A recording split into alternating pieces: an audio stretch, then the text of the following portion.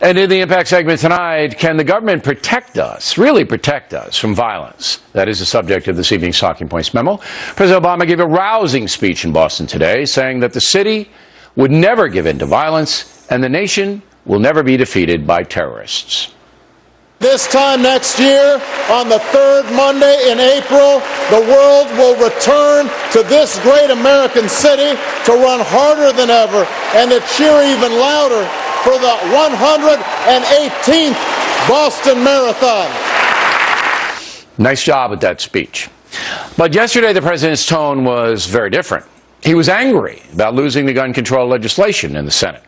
As you may know, that body failed to pass gun purchase background checks. 5 Democrats even voted against the new law, all of them from pro-gun states. Now, why did the background checks fail?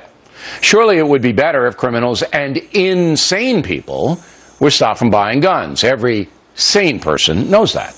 But checks will not keep guns out of the hands of bad people. They'll buy them illegally. They'll buy weapons illegally.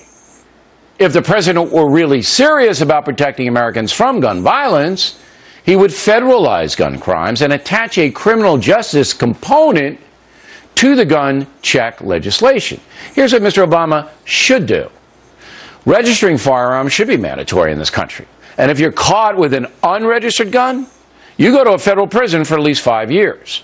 Use a gun in the commission of a crime, 10 years. Law-abiding people with guns are not the problem. So let's give the police a big advantage.